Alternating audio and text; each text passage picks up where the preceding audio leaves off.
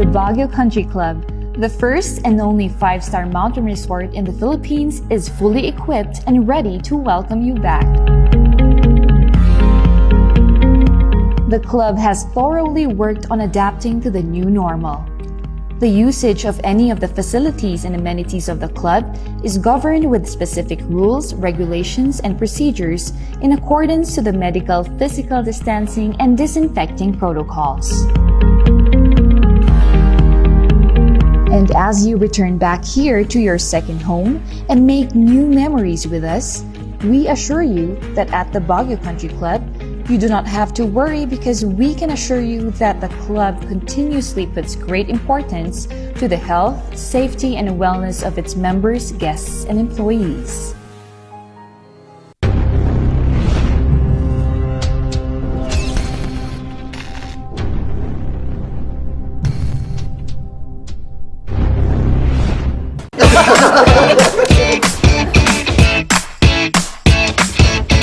May panlaban na ako sa pimple dahil sa araw-araw na pet malungwer pa ng Kati Alice.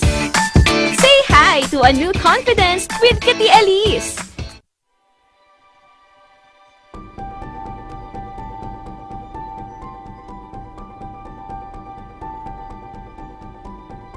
Alam naming nag-aalala ka. Kaya ginagawa namin ang lahat ng aming makakaya.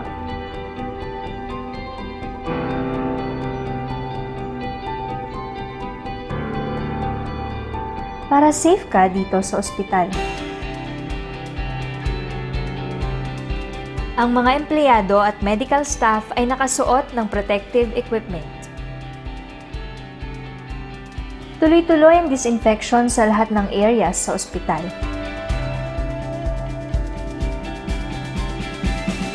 Sinisiguro din na may tamang social distancing ang mga pasyente.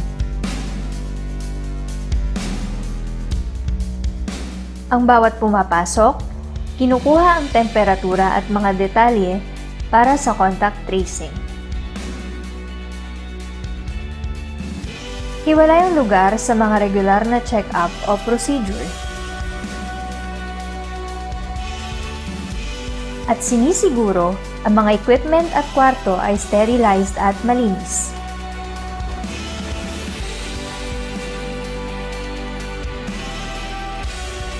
Kaya huwag kang mag-alala. Safe at alaga ka dito.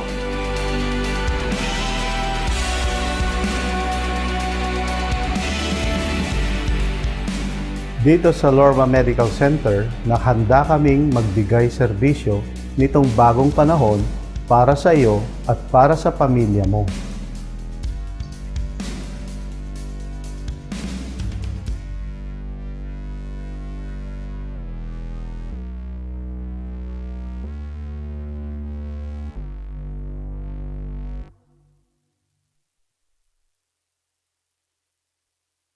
Hello, good morning, TJ Home Builders po. TJ Home Builders po? Yes po, sir. Sir, paano po umorder online ng mga hardware supplies? Yes po, sir. Madali lang naman pong mag-order through our Facebook page po. Punta lang po kayo sa facebook.com/tjhomebuilders at i-message nyo na lang po kami doon at meron lang pong sasagot sa inyo. So, meron po tayong indoor, outdoor, tsaka meron din po tayong for kitchen, for bathroom, at mga lightings po. Sir, ang TJ Home Builders po ay isang tindahan na nag-offer po ng mga finishing material.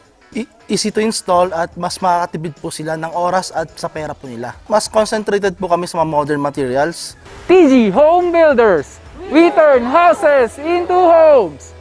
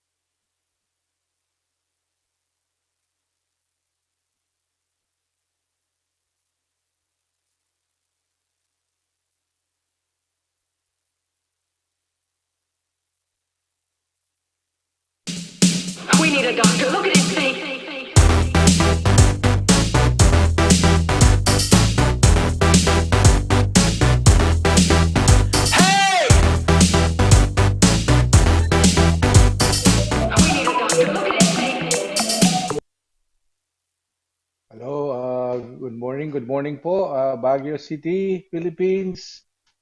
Ito po si Dr. Ursua, narinig niyo ba ho ako?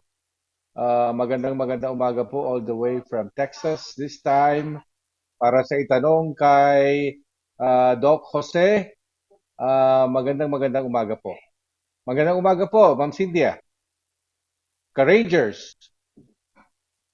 At the viewers, kamusta ka na, Doc? Na-miss po kita. Na-miss ko rin kayo. Ito okay naman. Doc, medyo malilate si engineer kasi matraffic na po ngayon dito sa Baguio. Kasi malapit ng Christmas, saka malamig, no? Okay, Oo so, nga, Doc, okay. So, para sa itanong mo kay Doc Jose, siyempre pwede silang magtanong kahit na ano. Ngayon, bilang sa paghihintay natin sa mga tanong nila, pwede naman tayong mag-discuss ng konti, Ma'am Cynthia. Actually, ang plano ko sana ay tanungin ko kayong mga kababaihan kung ano yung mga common problems nyo. Kasi ito, pag kahit na anong mga common, pwedeng, sabi ko nga kanina, Ma'am Cynthia, pwedeng tanungin ang mga issues ng mga kababaihan, mga problema nila from dysmenorrhea to discharges to masakit ang puson or pwede ring bleeding o yung mga sakit-sakit or even yung discussion ng violence against women. Basta tungkol sa kababaihan kasi sa ngayon, komportable pa rin ako i-discuss, ma'am, yung issues ng kababaihan, syempre sa pagiging OB-gynecologist ka natin, no? Kumusta ka, Ma'am Cynthia? Wala ka namang problema? Actually, Doc, hindi ako nakakaranas ng mga dysmenorrhea, ng mga ganyan. Mabuti, Ever oh. Maganda, since. no? Pero That's Doc, nice. yung lagi kong dinadaing, lalo na pag bumababa ako o kaya ganito, Doc, na medyo lumalabig yung temperature natin dito sa Baguio, Panahon, nag-iiba. Yes. Nagma-migraine po ako.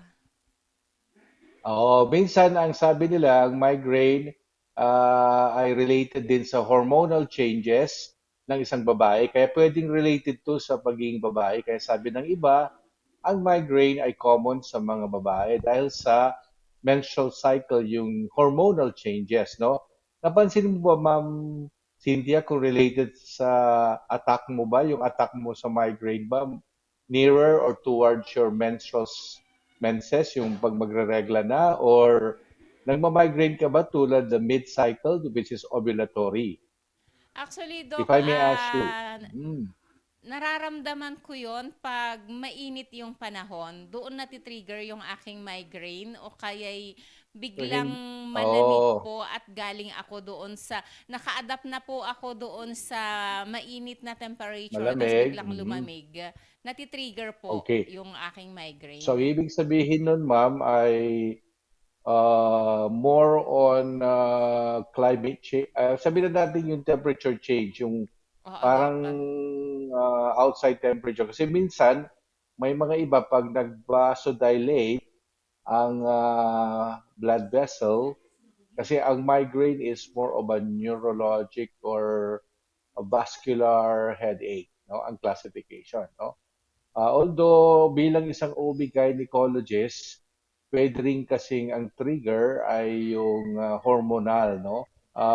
Ewan ko kung mas common ang migraines sa malapit na magregla dahil sa pagbabago nga ng kanilang hormones.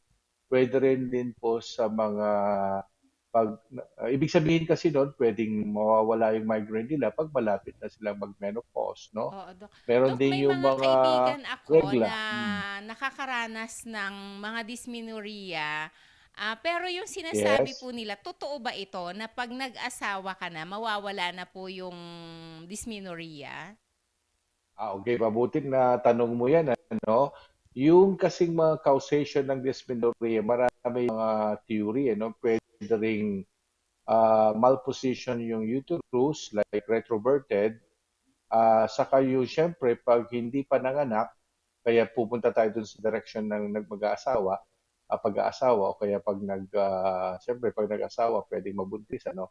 Pagka ikaw ay hindi pa nag-asawa, di syempre masikip pa yung labasan ng yung sabihin na natin hindi pa kasi wala pa lumabas na baby, kaya masikip pa yung labasan ng dugo. Kaya pag yung mga dugo ay lumalabas, lalo yung mga clotted, yung mga buo-buo, syempre na-elicit yung pain kasi mag-spasm yung daanan. Syempre pinipilit na ilabas yung ang lalaking dugo sa napakaliit na daanan.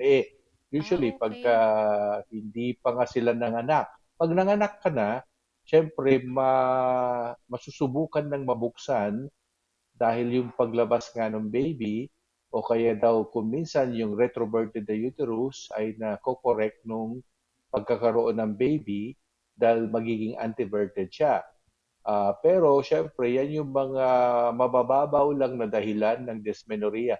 By the way, ang blood itself, yung dugo na galing sa regla ay may prostaglandin.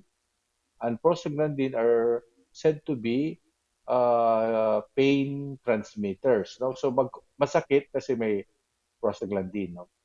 Ngayon, kung nagbuntis ka nga, pwedeng maibsan yung mga una kong sinabi regarding retroverted uterus saka yung spasm dahil sa maliit na daanan. Pero ang mas nakakatakot na dahilan ng tinatawag na dysmenorrhea, because dysmenorrhea is not really a disease but is a sign and symptom or is a sign or symptom of something like kung meron kang endometriosis, no? Yan yung tinatawag na secondary dysmenorrhea. Talaga bang Sige lang usual po. ba yung tukol-tukol na lumalabas pag nagdi-dysmenorrhea? Yun ang cause ng isang dysmenorrhea. Pag buo-buo ang lumalabas, syempre mahirap siyang ilabas. Kaya ang buo-buo, yung rapidity o yung parang kung masyadong mabulos, paano ba yung yung word na yun, yung masyadong marami. Sa English kasi, pag hypermenorrheic, maraming blood na lumalabas. Ang normal kasi na regla, ang lahat ng bawat araw ay 50 to 80 ml. Kayon, kung masyadong mabilis, syempre magka-clot. Kasi supposedly, non-clotting blood ang rare for some reason, bakit nagbubuo-buo sila? No? Ibig sabihin, may dumudugo. Dok, nakakatulong din pala yung Pau de Arco capsule kasi sabi mo nga nagkaklat. Si Pau de Arco capsule, meron siyang properties na thinning of the blood. Ay, ganun So ba? nakakatulong po siya. So ibig sabihin kung may property siya ang pagkaklat ng blood, parang naiibsan yung chance na ma-elicit yung pain, kaya pwedeng maibsan or indirectly hindi sila magpi-pain or there will be no dysmenorrhea caused by clotted passing out of clotted blood, no? Yeah, okay. So, ang sabi din nila sa theory ng dysmenorrhea, syempre ang mainstay ay medical management pa rin. Pero yung pag-retroverted, agbungit-ngit or yung you will be on force or prone position, meron din yung pagtitake ng vitamin E, no? At saka na-mention mo rin, Ma'am Cynthia, yung BioClone.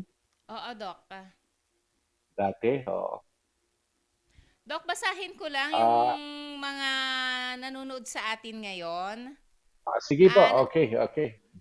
Nandiyan po si Winter Bilingan Gayaw. Sabi po niya, Ay, Idol kumusta Doc. ka, Winter? Good morning po. Pakipaliwanag po ukol sa Omicron variant ng COVID-19 po. At syempre, sabi po ni Ma'am Shikay Nakudaw, good morning, Doc. Hi, Ma'am Cynthia.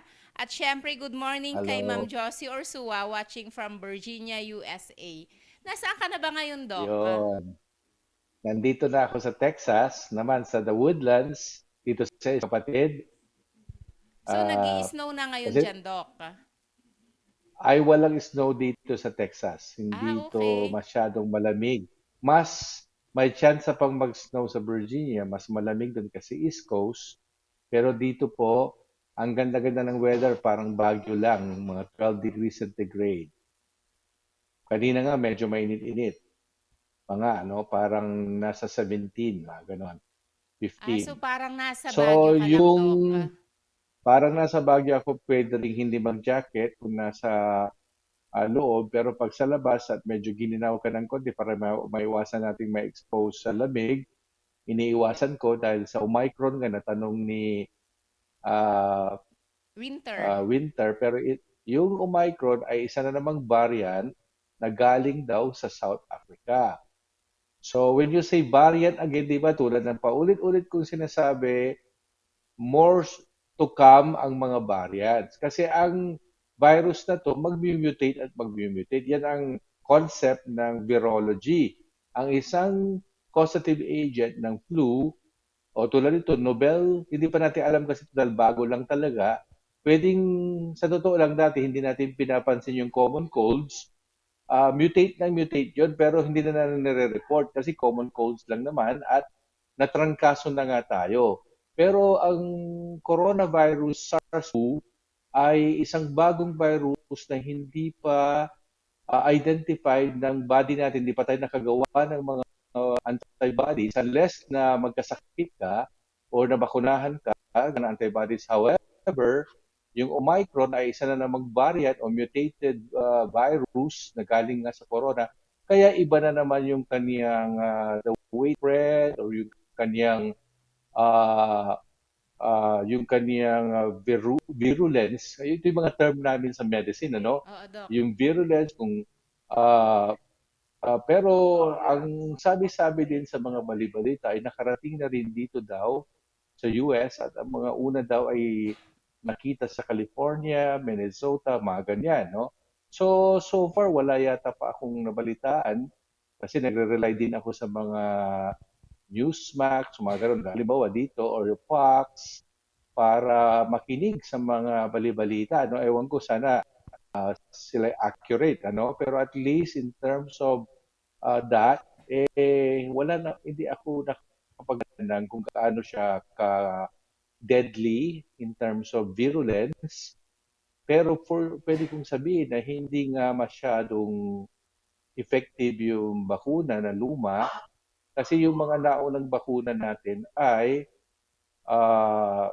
syempre originally designed dun sa original na virus. Kaya pag nag-mutate na yung virus, pwedeng mahina yung antibodies. So, Yan. So, yun lang kailangan pala talaga, ang Doc, masasabi ko. Oh. so, Doc, kailangan natin palang mag-booster talaga dahil nag-mutate itong mga virus na to. Yung booster ay para palakasin yung nauna nating mga yung antibodies natin kasi humihina sila. Tapos yung sa micron, lalo pang palakasin yung immunity.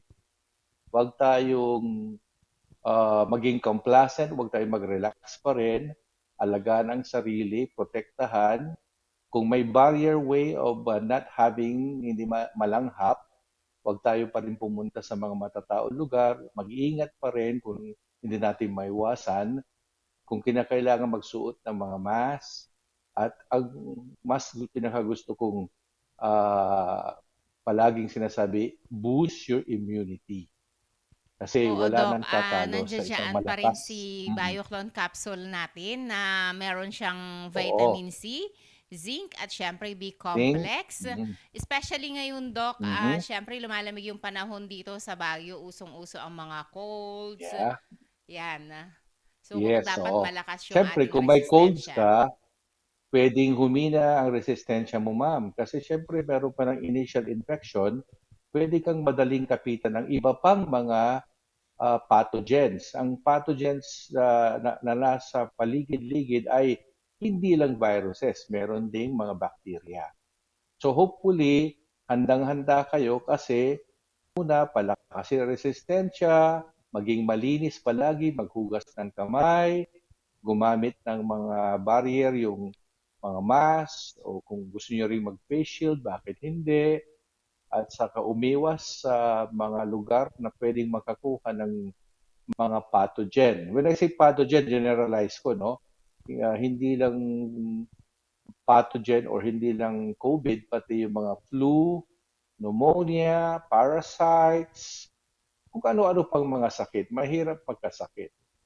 So Doc, aside ngayon, dahil malamig ang panahon dito sa Baguio, aside doon sa mga ubot sipon na nakukuha tuwing malamig ang panahon, Yes. ano pa po yung mga ibang mga sakit na makukuha natin pag ganito yung panahon dito sa Baguio?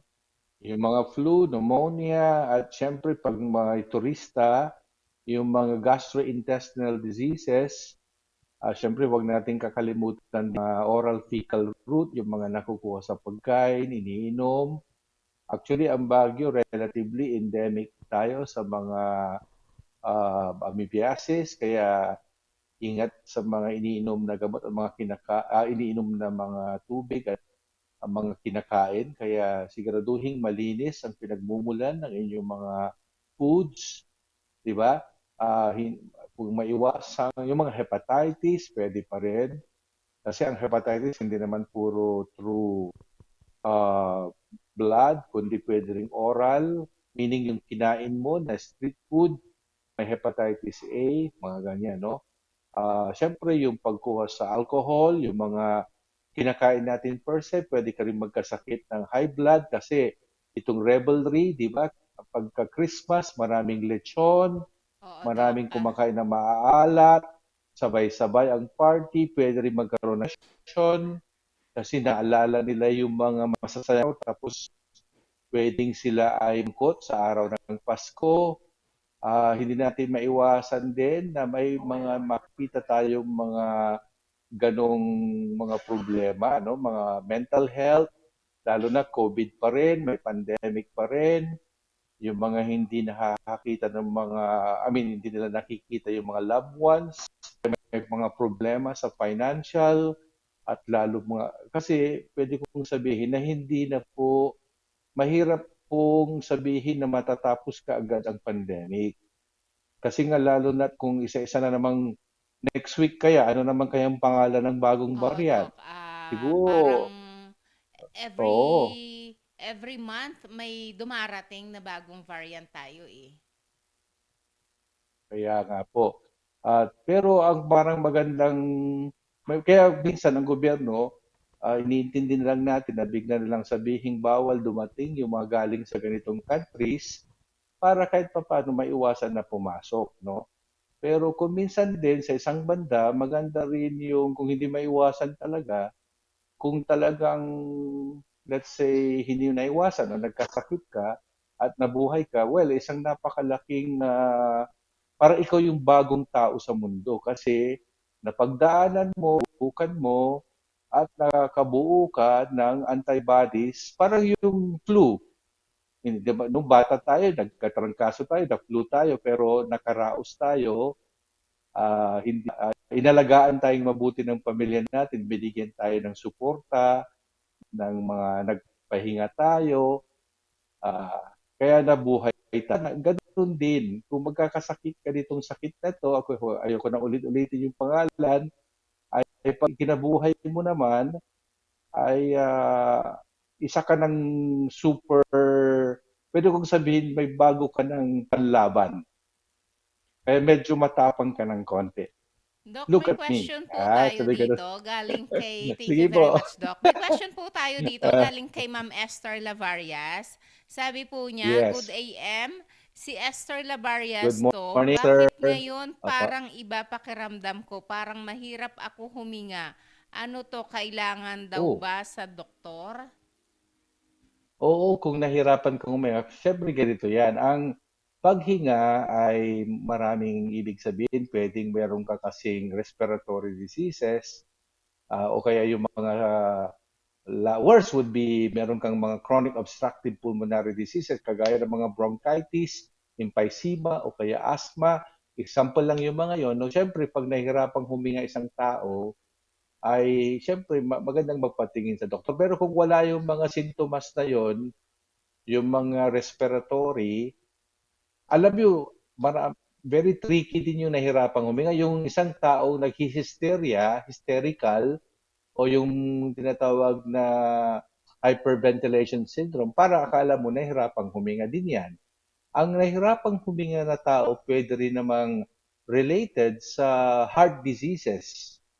Pwede rin, kaya medyo yung nahirapang huminga, pupunta tayo sa kung saan-saan. Pero kung ano na lang natin mismo sa diseases related to the respiratory, yung mga obstruction, no? Ang paghinga kasi, ano yan talagang sintomas ng respiratory diseases. Kung, Ma'am Esther, kung talagang kailangan nyo ng doktor, kung mayroong oximeter, you can check on your oxygen level kahit paano yung tinatawag na Doc, may O2 follow-up question po saturation. siya Oo. dito. Yung sabi Sige po lang niya, po. nung nakaraan na ospital ako, sabi nila kulang ako sa oxygen. Yes, kung anemic ka din, ang mangyayari sa isang tao na mababa ang hemoglobin, mababa ang kanyang red blood cells, or in other words, to simplify, anemic, anemia could be due to iron deficiency, anemia could be due to B12 deficiency, pwede ring blood loss, pwede ring mahirapan ka talagang huminga kasi ang paghinga, takip niya is a compensatory mechanism kung mababa po ang oxygen supply dahil sa kakulangan ng delivery system. Yan yung hemoglobin, no? Kaya kung anemic ka, oxygen mo, ang tendency dahil sa kababaan ng oxygen mo, bibilis yung paghinga mo na para kang hirap huminga. Kaya ayusin din yung tungkol sa blood supply, blood oxygen level is determined by the amount of hemoglobin, no? Kaya kung ikaw ay isang namumutla at pagtingin mo sa CBC mo mababa nga, ay hanapin ang dahilan bakit mababa ang inyong complete blood count or yung red blood cells. Kasi maraming ibig sabihin na naman po yan. No? Kaya talagang if you really needed some laboratory tests, go and see a doctor because the doctors are going to investigate, and then the fact na may nararamdaman ka, huwag niyo pong ipawalang bahala kasi pag palaging nahihirapan yung katawan, magko-compensate yan, may bago na namang lalabas na problema. Magko-compensate yung katawan mo, magkakaroon ka ng murmur dahil sa kakulangan ng oxygen, no? Dahil sa anemic ka nga. At least alam nilang sabihin na dahil nga po kulang yung oxygen nila. Pero again, alamin natin bakit mababa ang oxygen supply, no? Siyempre, ang una kong i-blame ay yung nagsusupply ng oxygen, yung nagkikarry ng oxygen, yung red blood cells, na daloy ng daloy, tapos nandun siya sa hemoglobin, no? At ang mga kababaihan, prone sila sa anemia because of iron deficiency, because of losses, dahil halimbawa, mabulos o malakas ang regla nila, syempre isa na naman mga losses yan, no? Oo, Maraming Doc. paraan para magka-loss. So, yung hindi pagkain ng mga iron-rich foods, ganyan, no? Doc, may Tulad question ng po mga dito. atay. Oh, yes? Doc, ang sabi Opo. po niya, Hmm. na-diagnose daw po siya ng myoma. Ano daw po ba Okay. yung cause ng myoma? Mahirap sabihin. Ang myoma ay bigla na lang lumilitaw dyan sa matres, ang common na lokasyon. Pwedeng ang myoma, nandun siya sa in-between ng myometrium kaya intramural. Pwede ring lumilitaw din siya submucosally or intracavitary or within the endometrial cavity. Pwede rin subserosal. Pero ang theory sa myoma sa causation, may hirap i-pinpoint kung bakit biglang lumitaw. Pero ang sabi ng iba, kung may myoma ka at uminom ka ng estrogen, ay lalong lalaki o hindi mawawala yung myoma mo. So pwede mong So isipin ano na ang ang panggatong, dapat ba, Doc, pag may myoma ka, inooperahan ka agad or nakukuha pa sa mga gamot-gamot at anong mga gamot? ay hindi po. Hindi naman po kaagad, depende sa lokasyon, depende sa laki, depende sa presentation, kung nakakasagabal o nagkakaroon na siya ng mga symptoms ng incapacity o kaya yung mga pagkukos ng bleed o kaya makaapekto sa let's say sa pagbubuntis. Ang myoma ay hindi kaagad-agad, huwag mag-react kaagad, baka maliit lamang yan, baka kung ang size ng myoma, gamarble lang, size lang ng isang maliit na bola, halimbawa, bilog kasi yan usually, ay pwedeng hindi mo muna pansinin at depende sa edad. Depende sa edad, depende sa presentation. Kaya, ang myoma po ay hindi cancer. Ang myoma po ay hindi dapat inoperahan kaagad para sa akin. Araling mabuti, i-follow up. Pwera lang talaga kung ang isang espesyalista na pinagkatiwalaan nyo ng inyong health ay i-discuss niya sa inyo at kailangan operahan, then saka lang talaga tayo mag-diskusyon, i-discuss kung bakit, kailan, mga ganyan. No? Kasi pwedeng makasama nga pa nga ang pag-alis ng myoma sa isang single na babae tapos magbuntis, malalamatan na po yung matres nila. Okay. At maging cause ng rupture. Yun, kung idediretso-diretso. Hindi lahat ng myoma ay kailangan tanggalin because hindi naman po siya nakakamatay.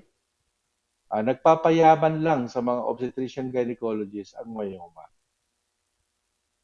Okay, thank you so much, Doc. Okay. So, ang myoma ay common na problema ng mga babae pag nasa menopausal age. Pero kung minsan, pag yan bilang isang sonologist, at nakita ko maliit lamang, sinasabi kong pwedeng huwag operahan, and then liliit naman yan pag nag-menopause ka na. Salba pa yung kanilang pera, at lalo na kung hindi talaga kailangang tanggalin, huwag kayong maniwala na ang myoma ay kailangan tanggalin po kaagad. Pag-usapan niyo sa isang espesyalista na tunay para tama ang gawin po nila. Doc, nakamamatay din po ba siya? Para sa akin, hindi siya nakamamatay kasi hindi naman siya cancer at napakaliit yung chance, parang 0.000 something, honestly, kasi negligible relevant na para maging cancer, yung leiomyosarcoma na sinasabi. Kaya hindi siya nakamamatay. Pero lang kung nagkukos siya ng severe bleeding, nakapanghihina bago ka mamatay, hindi naman nakamamatay ka agad. Hindi ba? Oo, Doc. Ay may chance pa na uminom o kumain ng maraming iron para mabawi yung nawalang dugo, for example, no? But definitely, myoma is not a cancerous condition. So, Definitely. naaagapan ka agad, Doc? Pwedeng nandyan lang, you can live with your myoma. You can bring your uterus with myoma to your grave. When you die, like for example, you die at 90 years old, sure, bring your myoma to your grave. Okay, thank you so much, Pero Doc. hindi yun ang yung death. No?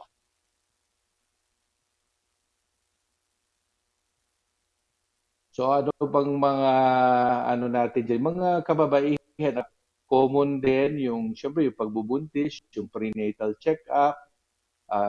Kasi ngayon, free for all tayo, no? Gusto nating discussin kung ano yung gusto ng ating mga tanong. Pero tulad ni Winter, ang tinanong niya ay tungkol naman sa COVID. Natanong mo rin, Ma'am Cindy, tungkol sa nutrition, paano pagandahin yung nutrition. Kaya paulit-ulit nating sasagutin pa rin yung mga yan. No? Ayun, pwede naman magtanong sa mga ibang kagaya doon sa programa nga ni Kapitan Peter na Usapang Medical, kung ano-ano ang mga pinag-uusapan natin din doon. Oo, Doc. At para hindi magbigay kami payo. nakaprogram No? kahapon kay Kap Peter eh. Wala. Kumusta naman po si Kapitan? Okay naman po Medyo siya, Doc. hindi Kanya pa lang, nakapagprograma. nagpapahinga pa po yata. Ayan, okay. Kumusta naman sila Sir Dobby? Sir Ray? Okay Doc, na si sila. Sir Rain lang po yung nandito. Kicking and Okay, alive. so Gwapong-gwapo pa rin. ayun, very, very, very nice kung gano'n. Okay. So, wala ba silang tanong? Baka may tanong sila. Pwedeng manggaling ang discussion natin sa mga staff din natin, ay sa mga wag nyo na yung mahiyang itanong. No? Ay siya nga pala, may nagpa-doktor sa akin na isang inuubo na matagal na daw. Gusto ko i-share yun. Kahit sa telepono, ay nagamot ko yung pasyente kasi sinabi niya yung kanyang problema, pinadescribe ko. And then, nung binigyan ko na parang ang analysis ko ay ang pag-ubo ay isang allergy, tapos minanage ko siya, binigyan ko siya ng gamot para sa allergy, at ngayon, ibinalita niya na gumaling yung nanay niya. Kaya na-hit natin kahit hindi na sa tamang pagtong at sabi ko rin naman, kung hindi pa rin makuha sa trial treatment natin, pwede rin namang mag-proceed tayo depende sa presentation kung may mga pneumonia, infection, rule out tuberculosis. So, shinare ko lang yung general principles na, kasi baka sabihin, COVID ka agad. Hindi Oo nga, naman Doc, po. Porque karamihan kasi inubo, na oo. inuubo, Doc, ayaw nilang magpa-check up Oo. kasi baka karamihan kasi, Doc, pag pumunta ka sa hospital, isuswab ka kaagad pag may cough ka eh. Oo, kasi ganun po talaga. Dahil pandemic, wala po tayong magagawa. Talagang ganun. Kaya yung iba, syempre, mabuti na yung sigurado na hindi COVID. Pero meron din namang taktika tulad yan. May mga nagtanong sa telepono at binigyan natin ng mga antihistamine, binigyan natin ng anti-cough na related sa allergic cough. And then gumaling sila. So ngayon napatunayan nga na hindi yung cough niya ay hindi tuberculosis, hindi pneumonia, at hindi rin COVID. Although syempre, ang COVID ay ah, binabase palagi dahil yun ang ating kakayahan sa ngayon na kunin ang COVID test base sa RT-PCR o kaya kung meron ka man lang at least para sa point of care, rapid antigen test para kung nag-positive, pumunta ka sa RT-PCR. So, yung cough, very tricky yan. Kasi sinabi nga natin, ang maraming ibig sabihin ng cough. Yung pala, inuubo ka, yung pala, may bulate pala sa baga mo. O pwede rin yun. Hindi ba? Nabulate ka pala. So, So inuubo yung ka mga bata, kasi, Doc, oh, may mga instance na mm, ganyan na yung cause ng ubo nila is dahil sa bulate. pwede. Oo, lalo yung mga madadami masyado yung, I'm sorry to say, pero medyo hindi sila nagpapurga. Kaya yung pala, ang nag irritate ng kanilang, yung kanilang airway, na nagkakos ng coughing, ay dahil sa parasites, no? Tulad ng isang ascaris, no? So, very tricky yung cough na yan. Talagang kung cough lang, ganon. Panahon lang kasi ng pandemic, kaya syempre, pag sinabing cough, automatic, COVID. Pero hindi naman. Di patunay mo para mapatunayan mo na hindi. Pwede rin ang tinatawag na smoker's cough dahil ikaw ay smoker. O may irritant, pollutants. At Polluted kinakailangan talaga, yung Doc, pag may kapaligiran. cough Oo. sila, magpa-check up sa doktor para malaman nila na hindi COVID yung ubo nila. Para hindi naman sila naakusahan na sila ay COVID o kaya tama ang approach o kaya kung dapat silang i-isolate o hindi naman para hindi maging OA yung approach sa CAF, no? Classification. For classification, yes. Hindi naman na yata mahal. Anong balita dyan? Hindi naman yata. Dito libre lang sa Amerika ang magpa-RT-PCR. Amazing, May ano? bayad pa rin kasi dito, Doc, Oo. eh. Sa ibang area, Oo medyo nga. mahal nga ang Oo. antigen eh. Yun lang ang mahirap sa atin. Medyo low resource country tayo, hindi kaya ng gobyerno na ibigay lahat na libre. Pero may nabalitaan ako dati kasi yung rapid antigen test, mura na lang yun. Parang 500 ba o Doc, 600 ba? parang may nabibili ng over-the-counter Oo, na meron na, rapid no? antigen test. Accurate din po ba pag Aha, ikaw lang saan? mag-isa? Well, kung buti na tanong nyo yan kasi dito rin sa Amerika may nabibiling rapid antigen test sa Walmart o kaya sa mga pharmacy, no? So maganda rin yan para kung gusto mong ito sa'yo na ikaw muna makaalam, i-test mo na ang sarili mo. Parang mala pregnancy test lang yan. Parang sasabihin mo, congratulations, merong puntis ka. Ganun. Pero pag COVID naman, oh my God, bakit ako na COVID? Sasabihin mo siguro. Tapos, ang susunod na test ay magpapa-RT-PCR ka. Bakit hindi? Hindi nga lang siya accepted pa masyado dahil, di ba, biglaan nga itong pandemic and then rapid test and then depende rin kung anong maging rekomendasyon ng ating mga kinaukulan, yung BFAD, yung Food and Drug Administration or Bureau of yung Department of Health kasi may pamantayan naman, may panuntunan. Kung sasabihin nilang you can make use of that one, why not? It's a point of care test. Kung malaman mo na positive ka, at least you can isolate yourself. You can, tapos asymptomatic ka, you can, treat yourself at home. At ma-isolate ka para hindi ka makahalubilo. Mas actually, ang ganda na para sa akin, that is a practical way of isolating somebody na hindi pa proven. Pero the best way is pagka nag-positive ka sa antigen test, siyempre kung may pera, magpapa-RT-PCR ka. Doc, may tendency din po ba na positive ka sa antigen, mag-negative ka sa RT-PCR test? Siguro ma'am, kung ganon, mali siguro yung, kasi nga hindi nga siya accurate, kaya pwedeng may false positive, meron ding false negative. Pero mas tingin ko, mas uso yung false negative. Halimbawa, yung rapid, kasi rapid nga, ibig sabihin parang small lang. Pero honestly, wala pa tayong masabi sa quality o kaya recommendation. Kasi hindi nga siya approved yata pa na maging tinatawag na dapat lahat gamitin ito. Pero ano bang dapat may statement from the mga experts. Kasi ang sabi ng cousin ko, gagamitin ko yun as a basis, hindi raw approve yung rapid test. Pero ganun pa man, nung ginamit ko, na nag-positive ako sa rapid antigen test, pumunta na kami sa RT-PCR at nag-positive na. So, ibig sabihin, naging totoo din siya. Point of care nga, ibig sabihin ng point of care, at least alam mo lang kung anong gagawin mo next. Oo, Hindi Doc. ba? Doc, Alam mo lang, di ba oo. ganyan din yung sa pagbuntis ka, Okay. may tendency din po ba na nag-positive doon sa test, tapos hindi ka pala Yes. buntis? Opo, tama. Maganda rin pong idea yan, ma'am. Na-hit nyo po, no? Hindi porke may test ay pwede kasi nagkamali o yung tinatawag na cross-reaction. Halimbawa, pag isang babae ay kumuha ng pregnancy test, tapos halimbawa, gustong-gusto niyang mabuntis, tapos feel niya na buntis siya, yung tunay na pseudocyesis, malay mo, mag-agree din yung pregnancy test na nag-positive siya kasi nagkakaroon ng error, no? O kaya meron din yung cross reaction na sinasabi cross, no?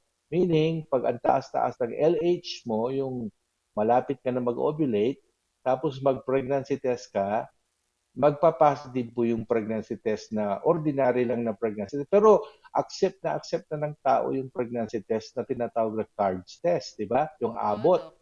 Halimbawa, well, I'm not a sponsor of Abbott, but na-mention ko lang, di ba? Ang sponsor ko po, Aldrich. Di ba, Ma'am Cynthia? So, so yung Abbott test pack sa pregnancy test, pwede rin po magkamali. Pero gusto ko lang i-add, Ma'am Cynthia, na hindi porke positive ang pregnancy test mo, ay automatic na totoong buntis ka. Ingat lang na pwedeng ang nag-positive siya dahil mali, false, or pwede ring may tumor ka pala. Na hindi totoong pregnant ka, kundi yung tinatawag na kiyawa, alam mo yung H mode, Tumor kasi yon na nagpo-produce ng human chorionic gonadotropin na yun ang nagbibigay ng sa isang pregnancy test. Pero ang human chorionic gonadotropin is a tumor marker kasi may tumor pa lang nabuo sa matres mo. Pero related siya sa pregnancy. Nabuo lamang yun dahil sa na may tumubong tumor sa matris mo, ano yung Opo. mga mararamdaman ng isang tinubuan ng tumor sa matris?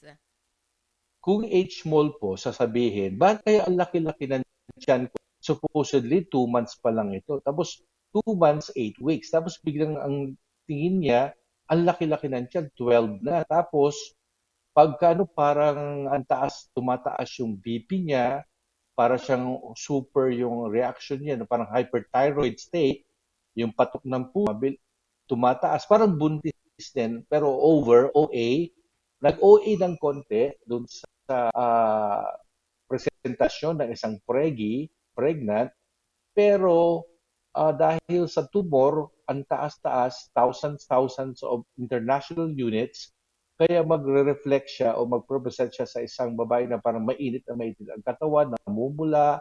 Tapos by ultrasound, minsan hindi mo na mahintay, may lumalabas na parang sago-sago o ararosep ang itsura sa kanyang puwerta, dumudugo, pero by ultrasound, very classically determined by ultrasound. Kaya ang ganda-ganda ng ultrasound eh.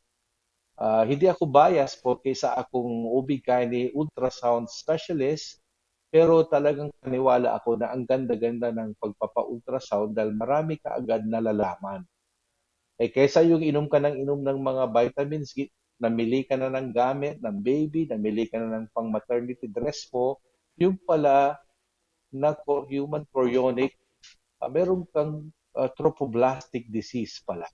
So dapat, Doc, pag nag-positive ka sa pregnancy test, mag-follow up ka kaagad na pumunta sa doktor para magpa-check up. Opo, para i-check lahat. Ideally, i-check yung CBC mo, urinalysis, may ultrasound ka kaagad para alam na baby talaga yung nabubuo. Baka naman iba namang ang tumubo sa'yo. Lalo ang trophoblastic disease, parang may chemical effect yan sa katawan. Yung sinasabi ko, hyperthyroid state, ang laki-laki ng tiyan. Yung pala, hindi naman baby yung nabuo. Kaya kailangan isigurado. Kasi ngayon, sa panahon ngayon, dapat sigurista tayo. Hindi ba? Kesa yung pinifeed mo, pinapakain mo, tumor pala. Tumor, di ba? Kaya tama ka, Ma'am Cynthia, sa tanong mo na yan, no?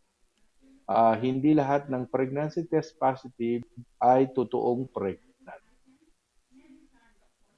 So yung mga kababaihan dyan na nanonood ngayon, mag-ingat po tayo pag nag-aim tayo na magbuntis at nag-pregnancy test po tayo ay positive, kinakailangan po pala magpa-check up tayo kaagad sa doktor.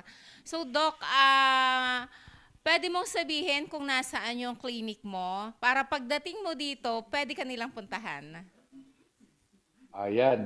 Sa High Precision Diagnostics ay dyan tayo every Saturday at on call naman tayo sa ibang mga araw. Basta pwera lang yung Friday dahil inilaan ko yan sa out of town OB-GYN ultrasound consultation. Sa ibang lugar sa Pangasinan naman, sa may Augen clinic dyan sa may San Carlos City, Pangasinan, malapit Lourdes Pharmacy. Sa kailangan po, Doc, ngayon magpakonsulta na sila ng online kasi pagdating mo, pag nag-face-to-face na kayo, may bayad na yon. Pwede naman silang makalibre. Meron din namang mababait na nagpapadala sa GCash pag natuwa sila sa akin. Sabay kayo na. Medyo natutuwa sila, gumagaling isa lang, naman Doc, sila. yung tinatanong nila, madami kang mga sinasabi sa kanila, kaya may pa-bonus. Oo nga parang naaaliw na masyado silang nasasatisfied na i-explain. I think yun naman ang ating naging simula, kaya parang in-extend ko sa mga programa, nung na-discover nga ako ni Kapitan na inilagay niya ako sa kanyang programa at natuklasan na kahit para sagutin mo lang ang mga tanong ay nakakatulong na rin pala. Kasi nung una, hindi pa ako masyadong naniniwala, ma'am, na ang doktor ay magiging effective na doktor na hingkad hindi kayo nagkita. Pero itong pandemic, napatunayan din na kahit magtanong ka, basta tama yung sasabihin mo sa doktor, yung impormasyon na ibibigay mo, at inanalyze naman natin at may mga tanong din tayo regarding, parang isa-simulate ko yung mga physical diagnosis, parang isa-simulate ko. Tapos, kung may kakayahan naman sila, pupunta kayo, magpa-ultrasound kayo, magpa-laboratory kayo, tapos babalik sila, sasabihin nila sa messenger, pinipicturean nila yung resulta, and then napapatunayan natin, and then nakakapag-diagnose na rin tayo. Di ba, ginawa na natin sa isang programa natin noon, Ma'am Cynthia, yung Oo, how Doc. does a doctor make a diagnosis? Ideally talaga, magbigay ng history o yung doktor mag-history taking, mag-physical exam, and then magla-laboratory, and then magti-treat na siya. Oo. Pero dahil sa ang mga pasyente ay takot po minsan pumunta sa ospital o kaya dahil na rin sa kahirapan ng mga lockdown, marami na rin nagsubok na magtanong sa radyo, dito sa RNG. Kaya nga, salamat naman Ma'am Cynthia, pumayag ka na gawin itong programa na nakikita tayo sa telebisyon kahit o kaya sa mga YouTube o kaya sa platform na ganito dahil ito naman ay isang usong-usong platform ay nakapagdala din tayo ng tinatawag na tulong sa lalong madaling panahon at kahit papaano hindi lumala yung pag-aalala nila. Siyempre, Kaya inuulit maraming ko, salamat din sa iyo, salamat. Doc. Oo. At bibihira na Mm-mm. po yung ganyan na nandyan kang nagbabakasyon pero binibigyan mo pa rin ng oras ang pagraradyo Oo at nga. ito nga, itanong kay Doc Jose. Oo, salamat din sa mga kamag-anak ko dyan, mamula sa Virginia, yung ate ko, pinsan ko dyan. At dito naman sa kapatid ko, ito niregaluhan pa ako ng setup para makita na ako, hindi na madilim. Tapos yung kapatid ko rin, very, very supportive dito sa Texas. Inayos niya itong aking table na sa kanilang formal dining at binigyan pa ako napakagandang background. Sa next town naman, pupunta na naman daw ako sa kabilang corner para iba daw yung background ko, para nag-iba-iba daw, sa maganda naman daw tignan. Eh di ba, ibig sabihin, very, very supportive. Kaya may inspire ka kung sila ay inspired, lalo ka rin ma-inspired ng pagbigay, magpatid ng tulong, kahit papano sa abot ng ating makakaya sa ating. Pero at talagang inspiration ay kayo, Ma'am Cynthia, dahil masyado kayo nagsusuporta sila, Sir Dobby, abot-abot yung aking pasasalamat dahil hindi naman mabubuo ang programa dahil lang sa isang tao. Nandyan sila Sir Rain. Talagang dapat ipapasalamat. Tapos ng Thanksgiving pero gusto nating magpasalamat palagi pa sa may At syempre, pagkakataong Doc, yung mga magpasalamat. laging sumusubaybay Opo. sa atin sa programang Itanong kay Doc Oo. Jose. Yan. At Doc, nanonood Oo, ngayon si nandyan ba Ma'am sila? Ursula Mm. Green watching Oh, from wow. the Oo. Woodsland, Texas. Oh, yeah. Actually, bahay niya nga ito. Ito yung woodland. Kaya green siya dahil taga rito nga sila. Bahay nila ito, Greens Residence. So, sa salamat sa Greens Residence kasi sinuportahan nila yung idea. Hindi nila pinagdamot yung kanilang mga muebles dito. No? Ah, ika nga, mas lalo tuloy ako na-inspire na gawin yung programa kasi very supportive nga. At yung nanay ko rin ay malamang nanonood din, kaya mas lalo ako na-inspired.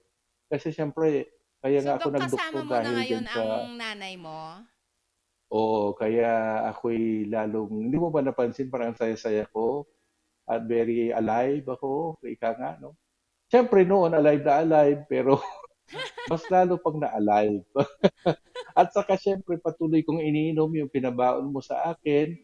At inano ko na, hinaplos-haplos ko na rin yung mga pau, ano ba yung masahe sa kanyang mga paa Oo, Doc. at in-endorse ko na rin sa kanya yung mga binigay mo at sinabi kong ikaw nga ang nagbigay, Maraming yung maraming Aldrich. salamat, Doc. At Kaya usong-uso natuwa ngayon po yung, siya. kasi malamig ang panahon dito, so usong-uso yung Oo. paghahaplos ng Pauliniment para uminit yung Oo. kanilang mga talampakan, mga paa. At sobrang lamig ngayon dito, Doc, nung nakaraang araw.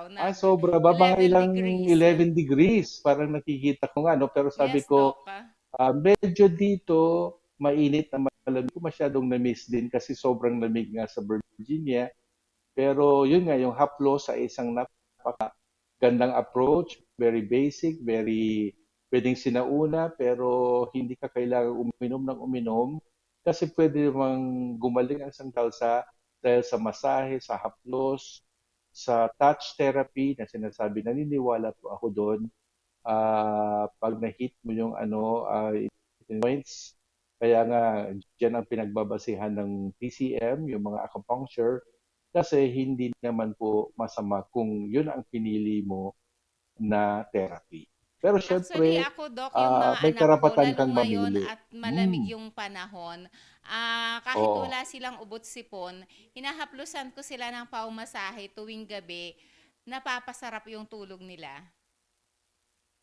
Yan, no. Ang alam mo palang ginawa ko, sinubukang experiment, halo ko yung pula, yung parang sili, capsaicin, Oo, at Doc, yung yung hot original, sensation po ang oo, tawag doon. yeah, oo. Kasi so far hindi naman na ako masyadong nagrayo-rayuma dito at hindi na rin nag-ingat ako syempre kasi binuhos-buhos ko talaga yung mga pau sa masakit kung paanong nangyari yan. Pero ngayon para hindi maubos ay hindi na ako, nag-adya na lang ako sa mga kinain ko.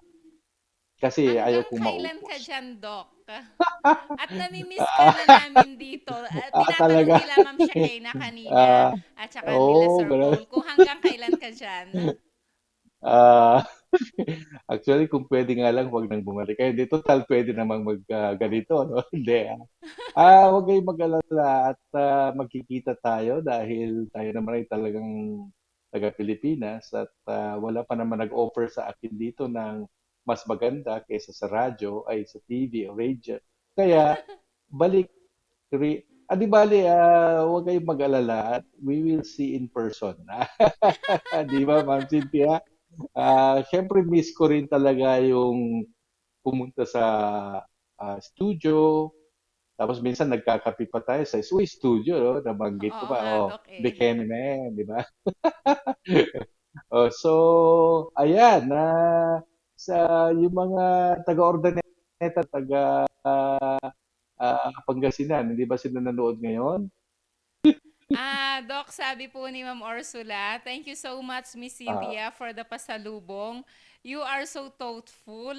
Truly from Nanay Maria Ursula. Maraming salamat din oh, po, Ma'am. yes. Kasi nandun na sa kwarto niya yung mga goodies na pinadala mo.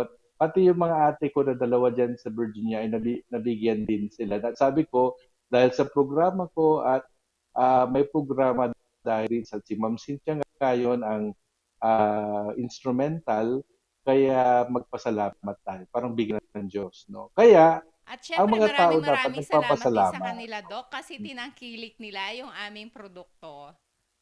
Ayun, tama. At saka nakakabuti naman. Kaya Oo, sa Doc. touch therapy, sa haplos, kung ayaw ko nilang palaging, baka mabutas ang bituka nila.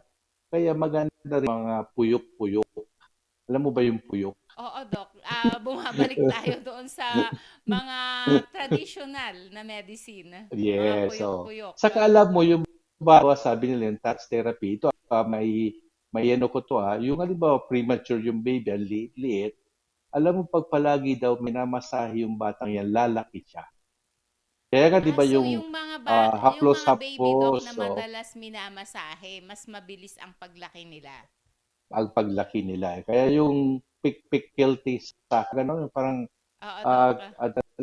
may sinasabi yung tulad halimbawa yung wife ko, ganyan, yung mga bata pagka minamasahe niya, meron siyang Ilocano na binabanggit na madalas dumakkel, parang mga ganun. Tapos habang Oo, Doc. hinahaplos niya, Pikpik meron para siyang, dumaras dumakkel. parang, tama. So, medyo hindi kasi ako Ilocano, sorry. But yun ang naalala ko, pikpikkel, madalas dumakkel, parang ganun. Tapos habang minamasahe, hinihila-hila yung mga paa, kasi nagkaroon nga kami anak na premature. Ngayon, halos mag 6-footer na yung premature na yun. Mga So, Doc, 5'11", mga 5'10". kinakailangan na po nating magpaalam kasi Ay, tapos na okay. naman Kaya yung na ating naman. isang So, oras. Ang bilis ng isang oo oras. nga po, grabe, ano? Oo nga, kahit gusto natin sanang magbigay pa Kaya ng hindi makaalaman. nakahabol Hindi si bale? engineer sa atin, Doc, Ah, kasi wala siyang masakyan na oo. taxi at matraffic. Ganyan na ba kagrabe ang Christmas Day sa Baguio City? Balik na ba ang Baguio? Oo, Doc, Balik na busy. sa okay. Sige, baka mamaya magalit na si Kapitan, sila na ang susunod. So, kumusta na lang kay Kapitan Peter Wasing. Sana okay kayo lahat. Salamat, Ma'am Maraming Cynthia. salamat, Doc. Salamat, At syempre, ka-Rangers. abangan nyo po kami every Tuesday, 9 to Yes. 10 Oo. a.m. ay Tanong kay Doc Jose. Dito lamang po yan sa RNG Regional News Group. Maraming salamat All the po. way from Texas, the Woodlands. So, salamat. Thank you. Bye.